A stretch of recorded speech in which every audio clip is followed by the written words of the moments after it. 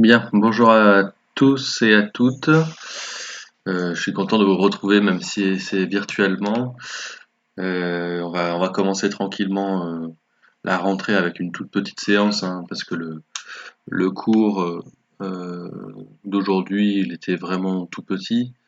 Alors, je l'ai réaffiché parce que je vous ai envoyé en fait le document avec toutes les pages du cours. Donc en fait, c'était que la page 9 hein, qui avait de nouveau à consulter. Voilà. Alors, avant de parler un tout petit peu de ce cours et éventuellement de répondre aux questions que vous aviez sur le cours, je dis juste un tout petit mot de l'organisation pour la fin de l'année scolaire et un petit mot aussi sur les stages en entreprise. Alors, pour la fin de l'année scolaire, a priori, bon, on attend encore les directives du ministère. Mais nous, on n'aura que de l'enseignement à distance malheureusement, hein. C'est-à-dire que tout l'enseignement supérieur ne reprendra pas en présentiel. Et comme vous êtes maintenant des étudiants, et ben, ça veut dire que pour vous, normalement aussi, ça signifie un enseignement uniquement à distance. Voilà. Donc ça veut dire qu'on va devoir continuer à fonctionner comme ça jusqu'à la fin juin. Bon, donc on essaiera de faire au mieux. Et puis c'est vrai que le temps passant, peut-être on essaiera de varier un petit peu les supports, hein. Pour l'instant, on reste un peu sur le format classique, mais peut-être que j'essaierai de penser à de nouvelles manières de faire, hein, histoire de varier un peu les plaisirs, entre guillemets. Voilà. Du coup, pour l'école, euh, on va rester à peu près sur le même format, mais on va ralentir un peu le rythme, hein. Donc, c'est-à-dire que pour l'instant, vous avez sur l'année 12 notes de colle ou pseudo-colle. Et en fait, sur toute l'année, on en avait prévu 14 hein, sur le coloscope. Donc, ça signifie que là, j'ai besoin, entre guillemets, seulement de 2 notes de colle d'ici à la fin de l'année. Et du coup, je vais revoir un tout petit peu le coloscope pour que vous ayez non plus une colle par quinzaine, mais en fait à peu près une colle par mois là, à venir, une au mois de mai et une au mois de juin. Donc une colle obligatoire qui sera sous la même forme par contre, hein, cette espèce de plan détaillé que vous me remettez. Alors ça n'empêche pas que pour ceux qui ont le désir, et j'encourage hein, de s'entraîner un peu de manière un peu plus régulière, ça n'empêche pas de me remettre les travaux quand même et je les corrige quand même, mais ce sera plus sur la base du volontariat. Les cols obligatoires, hein, elles vont tomber entre guillemets à une colle par mois. Donc disons qu'il en reste deux jusqu'à la fin de l'année. Voilà. Si vous avez des questions hein, sur l'organisation des cours ou sur la fin de l'année, vous pouvez aussi poser ce type de questions. N'hésitez pas. S'il y a des questions en dehors de cours hein, sur l'actualité, parce qu'évidemment c'est très dynamique en ce moment en termes d'actualité économique, vous pouvez aussi évidemment poser la question ou ce type de questions en tout cas. Voilà.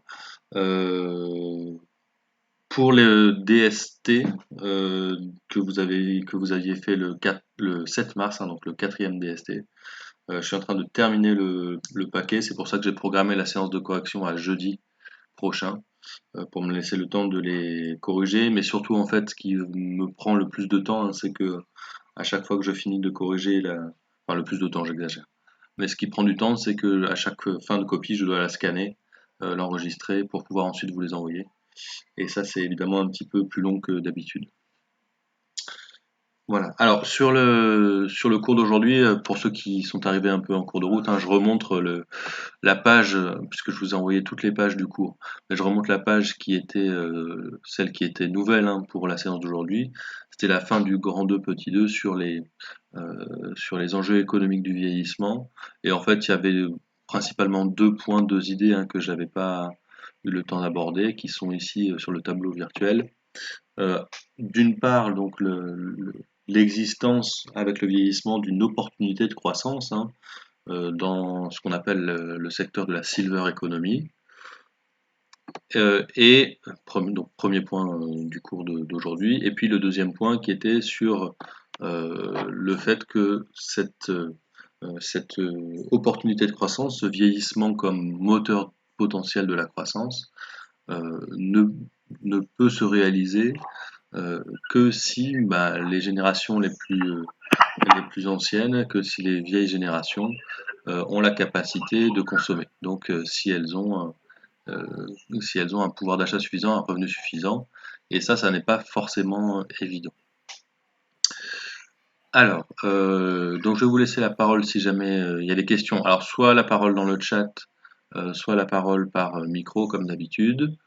S'il n'y a pas spécialement de questions, je ferai rapidement un tour des documents pour voir s'ils ne posent pas de problème. Mais je reconnais hein, et je vous l'ai dit, c'est une reprise un peu en douceur. Hein, le cours d'aujourd'hui, il était relativement simple. C'était vraiment 2 points pas trop compliqués.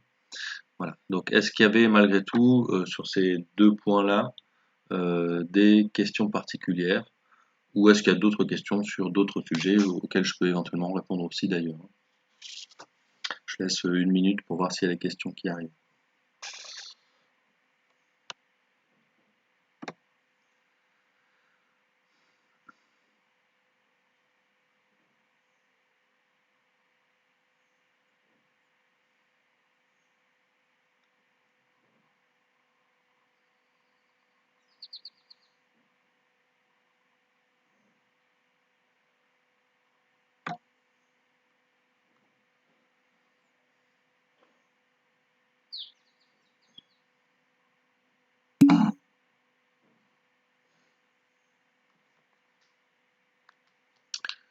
Alors, merci Gilda donc pour cette question.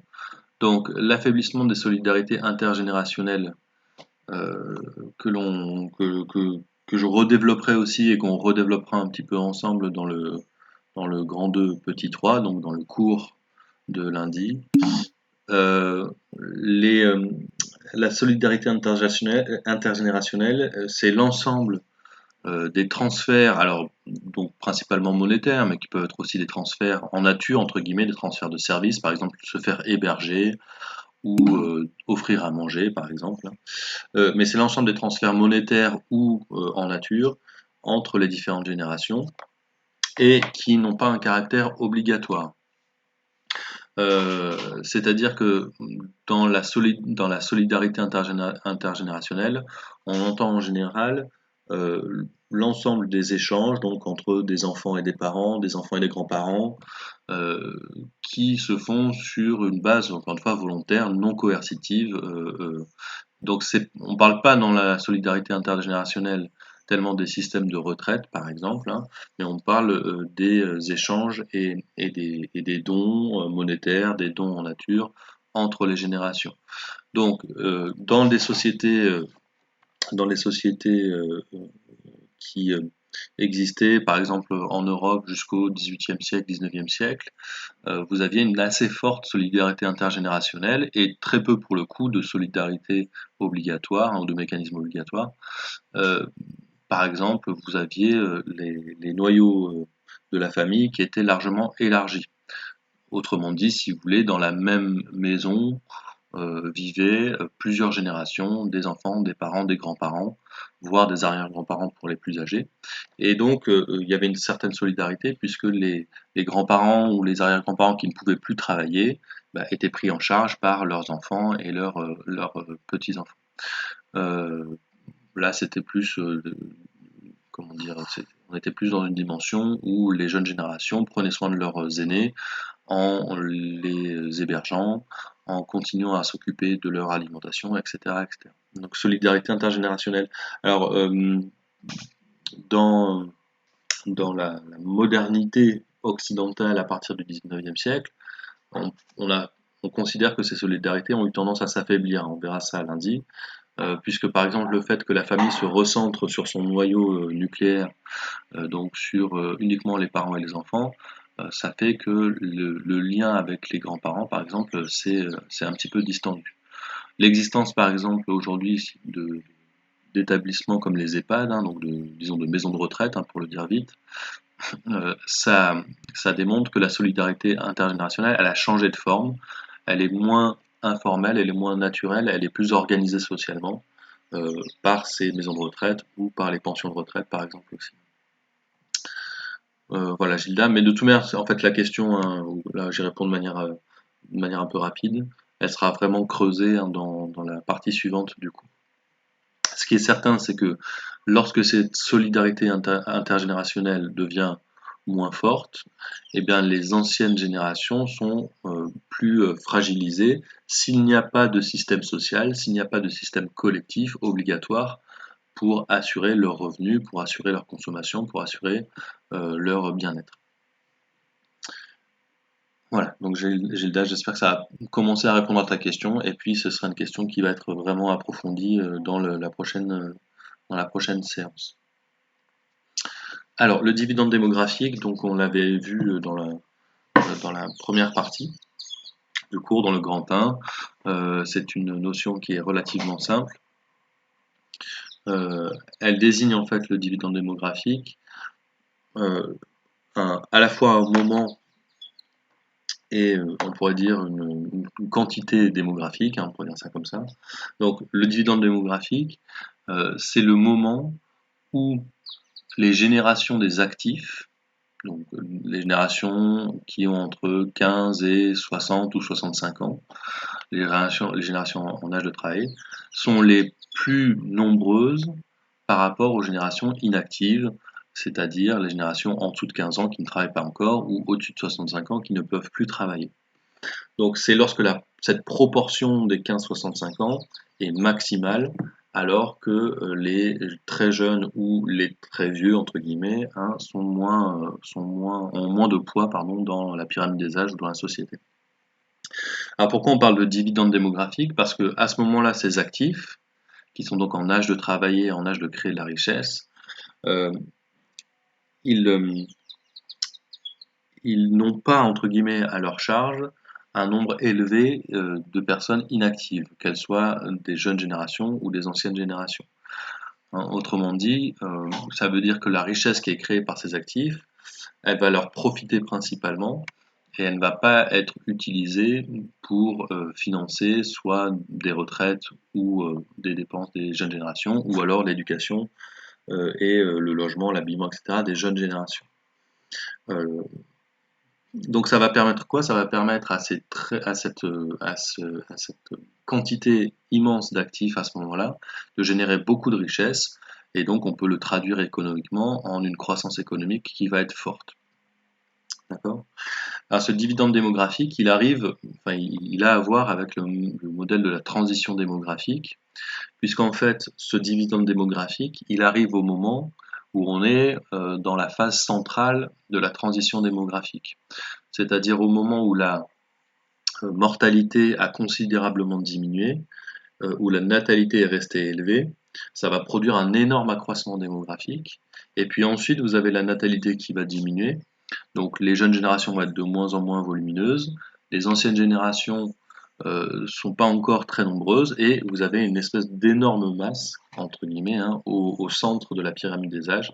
Une énorme masse d'actifs qui est capable de créer de la richesse.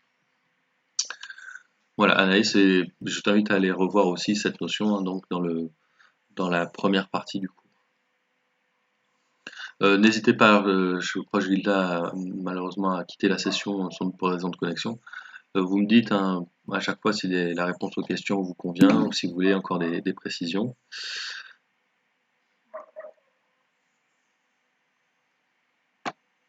Alors sur les documents d'aujourd'hui, je regarde, on va se les mettre rapidement sous les yeux.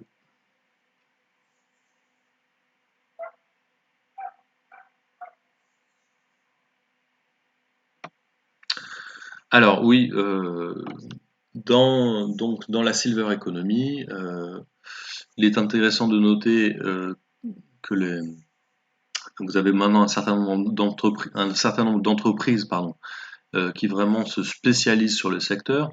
Et il est vrai que l'économie grise, hein, c'est ce qu'on pourrait appeler un secteur transversal, c'est-à-dire qu'il va concerner vraiment beaucoup de domaines de la production des biens et des services, à la fois, encore une fois, dans le tourisme, dans les loisirs, dans les transports, dans l'alimentation, dans la santé.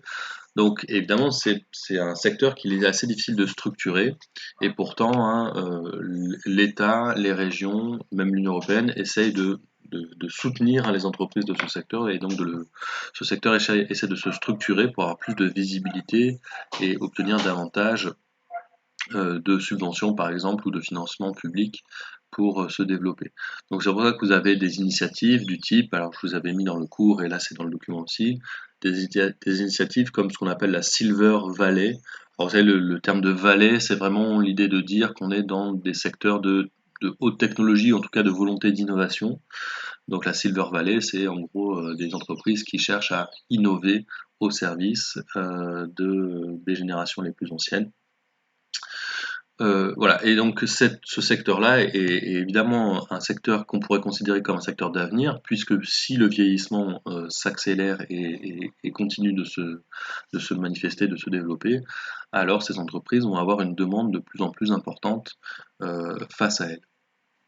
Donc ensuite, dans ce document 27, hein, ici, je vous ai mis le troisième paragraphe hein, de cet article de la BPI, qui donne quelques exemples. Alors, c'est vrai que c'est intéressant pour à peu près tous les points du cours d'ailleurs, hein, d'avoir toujours essayer de retenir un ou deux exemples d'entreprise ou un ou deux exemples d'État, un ou deux chiffres qui permettent d'alimenter un peu l'école, les dissertations.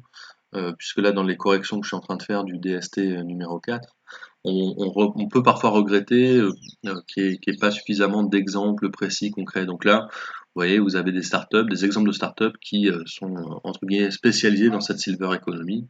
Et donc c'est pas mal d'essayer d'aller soit d'en retenir une, soit d'aller chercher un peu plus sur internet des détails sur l'une ou l'autre de ces entreprises.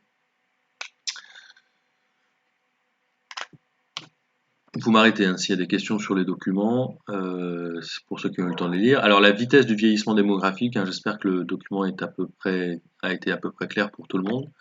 L'idée c'est de constater que le vieillissement est un phénomène qui a tendance à s'accélérer au fur et à mesure du temps pour les pays qui le rencontrent.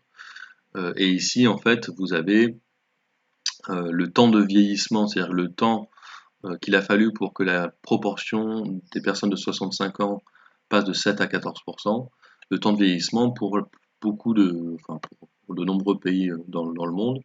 Et on voit que ce temps a tendance à se réduire considérablement. Pour la France, il a fallu plus d'un siècle. Et pour des pays comme l'Inde ou la Syrie, il faudra sans doute moins d'une génération, ou à peu près une génération. Donc 4 générations en France, même quasiment 5 générations en France. On considère qu'une génération, c'est à peu près 25 ans et, à peine une génération hein, pour des pays comme l'Inde, comme l'Iran ou comme la Syrie.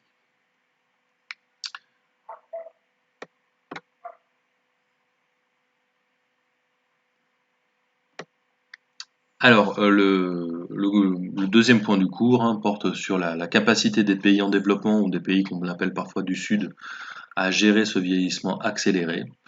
Euh, et évidemment, ce défi auquel font face ces pays du Sud nécessite une certaine anticipation et des institutions qui soient capables de réagir au vieillissement rapide de la population. Et du coup, là, vous avez des vraies inégalités entre les pays en développement, avec certains pays qui ont mis en place du coup des dispositifs pour prendre en charge les personnes âgées, et dans d'autres États, beaucoup moins de dispositions. Donc là, vous avez un document qui donne pas mal d'exemples. Euh, Disons que de manière un peu caricaturale, on peut opposer les pays d'Asie du Sud-Est qui ont des institutions qui leur ont permis de réagir un peu plus rapidement, aux pays d'Afrique, notamment d'Afrique subsaharienne, qui semblent un peu plus en difficulté dans la capacité à anticiper le vieillissement de leur population. Cela étant, en Afrique, vous avez des situations très diversifiées malgré tout, et il y a des pays qui ont mis en place des systèmes de retraite qu'on appelle universels. Donc la retraite universelle, c'est-à-dire que tous les individus, lorsqu'ils arrêtent de travailler, ont les mêmes droits à la retraite et peu importe finalement qu'ils aient travaillé ou pas. Alors évidemment, ceux qui ont travaillé vont avoir des retraites complémentaires, des retraites supérieures parce qu'ils auront pu épargner ou qu'ils auront adhéré à des assurances pour leur retraite. Mais même les individus qui n'ont pas travaillé hein, vont pouvoir toucher une retraite minimum. Alors cela dit, en France, hein, ce type de mécanisme existe aussi, c'est ce qu'on appelle le minimum vieillesse. Voilà, toutes ces politiques hein, sociales sur les retraites, c'est des choses qui sont aussi revues en deuxième année. Donc là, on en fait une première approche et ce sera approfondi en deuxième année.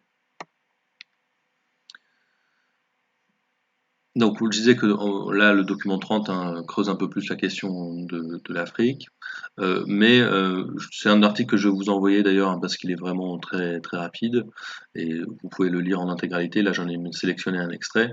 Dans cet article, on rappelle quand même que justement, il y a certains pays où vous avez des systèmes de retraite universelle, autrement dit des pays dans lesquels tous les individus à la retraite perçoivent une indemnité.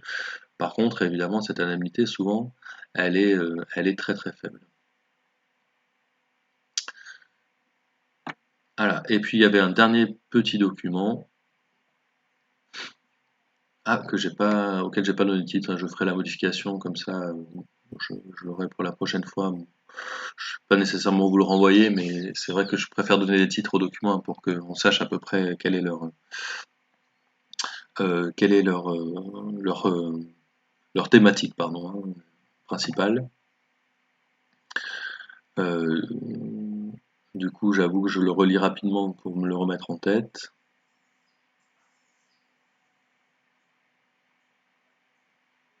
Oui, voilà, ici on est davantage donc sur l'idée qu'il y a un possible affaiblissement des solidarités justement intergénérationnelles et du coup que face à cet affaiblissement, il faudrait pouvoir mettre davantage en place de systèmes de retraite collective, de systèmes de retraite socialement organisés, collectivement organisés pour que les générations les plus âgées puissent bénéficier d'un niveau de revenu décent lorsque elles arrêtent leur activité professionnelle ou leur activité de travail. Euh, Lorsque l'État du coup est défaillant, ou en tout cas lorsque les États n'ont pas organisé de système de retraite collectif, c'est alors la solidarité privée qui prend le relais, soit qu'elle soit encore une fois au sein de la cellule familiale, et puis et ça peut être aussi, donc c'est le dernier paragraphe, hein, par le biais d'associations. Euh, donc là pour le coup on est plutôt sur presque de l'humanitaire, hein, c'est-à-dire des associations qui vont décider de venir en aide aux personnes âgées les plus fragilisées. Mais évidemment c'est une solution qui semble difficile à maintenir à la fois à long terme et pour une population très nombreuse. Voilà. Donc voilà pour les documents qui étaient associés à cette séance d'aujourd'hui. Est-ce qu'il y a éventuellement d'autres questions à la lecture de ces documents? Si vous avez des questions qui surviennent plus tard, n'oubliez pas, vous pouvez aussi me les envoyer par mail et puis j'y répondrai par la suite. N'oubliez pas aussi d'ailleurs pour les sessions hein, que vous pouvez m'envoyer vos questions à l'avance, ça me permet de les préparer avec davantage de précision, hein, de les faire éventuellement une recherche un peu complémentaire et apporter des précisions par rapport à la question que vous posez. Donc n'oubliez pas que vous avez cette possibilité de poser les questions en avance et ça permet d'avoir des réponses qui peuvent être plus développées.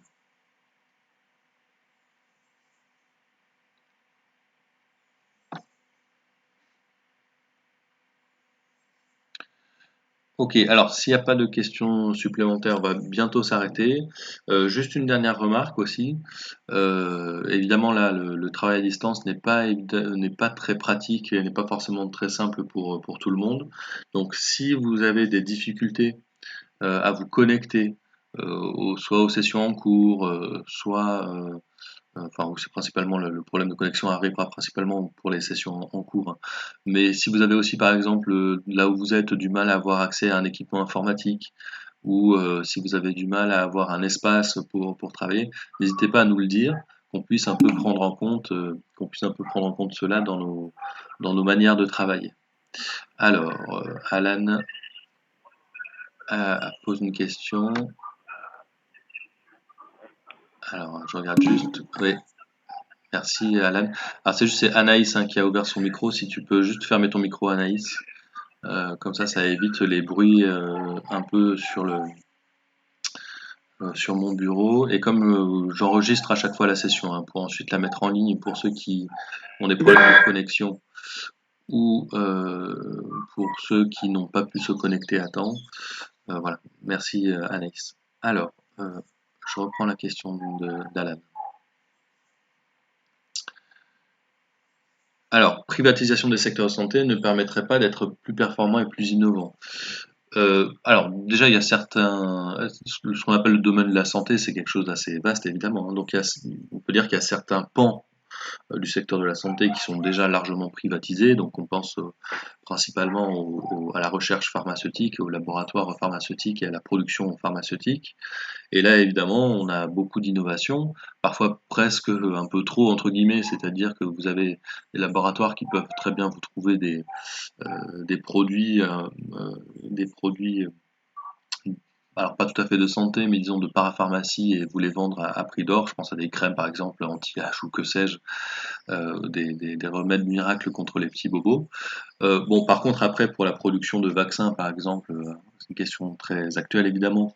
Là, cette privatisation, le fait que ce soit privé, ça permet effectivement une vraie dynamique, hein, puisqu'il y a une concurrence entre les entreprises pour savoir laquelle va trouver en premier le vaccin. Et cette entreprise qui va pouvoir trouver et commercialiser en premier le vaccin va avoir un avantage décisif sur ses concurrents. Donc oui, la privatisation et la concurrence privée, hein, c'est un gage de performance et d'innovation. Donc tout à fait juste. Après, dans d'autres secteurs de la santé, notamment donc dans la prise en charge des personnes qui sont malades ou qui ont besoin de soins, c'est une question qui est un peu plus délicate pour une raison simple, hein, c'est la raison des coûts, hein, du coût de la santé. C'est-à-dire de ce que doit payer le consommateur entre guillemets de santé lorsqu'il a besoin de faire une dépense de santé. Euh, et dans la prise en charge donc des malades ou des patients, comme on dit dans le secteur de santé, le fait de privatiser, ça va créer quand même une assez forte inégalité dans l'accès aux soins. Donc là, c'est un débat qui est moins économique finalement, mais qui est plus un débat de société ou de justice sociale. C'est-à-dire, est-ce qu'on accepte dans nos sociétés, mais alors dans certaines sociétés c'est accepté, dans d'autres non, hein, est-ce qu'on accepte dans nos sociétés que le niveau de revenu détermine le niveau d'accès aux soins? Alors par exemple aux États-Unis, c'est quelque chose qui est fait, qui est relativement assumé. Vous avez un accès aux soins qui est pris en charge en général par des assurances privées. Et les assurances privées, bah, plus vous cotisez à un niveau élevé et plus elle va rembourser vos dépenses de soins. Donc les personnes plus riches peuvent prendre des assurances plus chères et donc elles peuvent avoir accès à des soins plus largement. Les personnes plus pauvres ont soit pas d'assurance du tout, soit des assurances qui couvrent pas grand-chose et donc elles ont un accès aux soins qui est moins élargi. En France, on a la démarche inverse, hein, c'est-à-dire qu'on a des assurances santé qui sont publiques et donc et obligatoires, et donc tout le monde a à peu près le même accès aux soins. Alors après, en France, vous avez quand même certains secteurs de la santé qui sont aussi semi-privatisés entre guillemets. En tout cas, vous avez certaines dépenses de santé qui sont plus privatisées, où vous avez besoin d'une assurance complémentaire, hein, pour avoir accès aux soins ou pour qu'ils soient remboursés. Je sais pas si ça répond exactement à la question que tu poses, Alan, hein, mais il est vrai que la privatisation, en tout cas la recherche qui est faite lorsqu'on privatise la santé, c'est davantage de performance et davantage d'innovation. La question qu'on peut poser malgré tout, et alors aujourd'hui c'est vrai qu'on est en pleine crise sanitaire, donc c'est vraiment une question d'actualité. La question qu'on peut poser, c'est est-ce que la gestion privée, par exemple des hôpitaux, hein, ne risque pas de dégrader finalement la capacité d'accueil des patients ou des malades, puisque malgré tout, dans la logique, encore une fois, de l'entreprise privée, il y a la logique de profit qui d'une manière ou d'une autre s'impose, et qui dit profit en général dit le fait de faire un maximum d'économies sur les coûts, et en particulier, pourquoi pas, sur les coûts humains ou sur le matériel. Bon, et dans ce cas-là, évidemment, ça peut poser problème.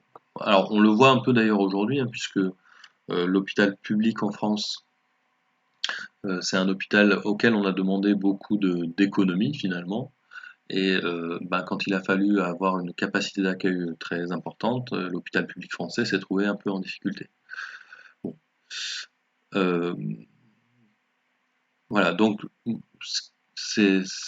fait c'est une question, la question que tu poses Alan, c'est une question qui est débattue, mais qui a quand même son intérêt dans l'idée de performance et d'innovation. Le secteur privé en général est plus performant et plus innovant, mais il est plus performant et plus innovant lorsqu'il y a un profit qui est anticipé, lorsqu'il y a un profit qui est probabilisable, et qui donc est recherché. Donc je termine du coup toujours par rapport à la crise actuelle, la crise sanitaire actuelle. La recherche fondamentale sur les virus qu'on appelle coronavirus, par exemple, c'est une recherche qui jusqu'ici était une recherche plutôt publique parce que ces coronavirus, entre guillemets, n'avaient pas fait assez de victimes, hein. Enfin, c'est un peu bizarre de le dire comme ça, mais c'est à peu près ça l'idée. N'avaient pas fait assez de victimes, ou pas fait assez de dégâts, n'avaient pas suffisamment euh, été gênants pour que les populations imaginent avoir besoin de se vacciner à grande échelle. Et donc, pour les laboratoires pharmaceutiques, les coronavirus, c'était pas très intéressant. Voilà. Et donc, il n'y a pas eu de recherche énormément privée sur les coronavirus. Donc là, on voit un peu la limite du secteur privé. Et, et dans la recherche publique, malheureusement, ce qui s'est passé, c'est que les, les études existaient hein, sur le coronavirus, mais elles ont été moins financées au fur et à mesure que les budgets publics de recherche étaient, étaient diminués. Et donc, vous avez eu un certain nombre de programmes de recherche qui ont été abandonnés sur ce type de virus parce que ben, c'est de la recherche publique, la recherche qui n'avait pas manifestement d'intérêt économique particulier immédiat. Et donc, on a un petit peu laissé tomber les recherches sur ce type de virus. Et aujourd'hui, on s'en mord un peu le doigt. Bon, évidemment, c'est facile à dire une fois qu'on a constaté les dégâts aujourd'hui, mais le secteur privé aurait peut-être pas été plus performant ici, c'est-à-dire qu'il n'aurait pas considéré la recherche sur ce type de virus comme génératrice de profit, donc comme secteur dans lequel il fallait investir. Voilà, Alan, du coup j'étais un peu long, je suis parti un peu dans tous les sens. J'espère que ça a été un petit peu, ça a pu t'aider. Mais c'est une question intéressante. Alors la question de la, comment dire, de l'efficacité des services publics et de l'avantage des avantages comparatifs entre guillemets entre services pris en charge par la collectivité, service public, ou services pris en charge par le secteur privé. Ça, c'est vraiment aussi des questions que vous allez approfondir en deuxième année, hein. C'est des questions que j'ai approfondies moi avec vos camarades de deuxième année quand j'ai remplacé Madame Cruchet. Donc vous y reviendrez hein, sur ce débat. Quel est le plus efficace entre le public, le privé? Quels sont les avantages des uns et des autres, à la fois économiques et en termes de justice sociale? Ok.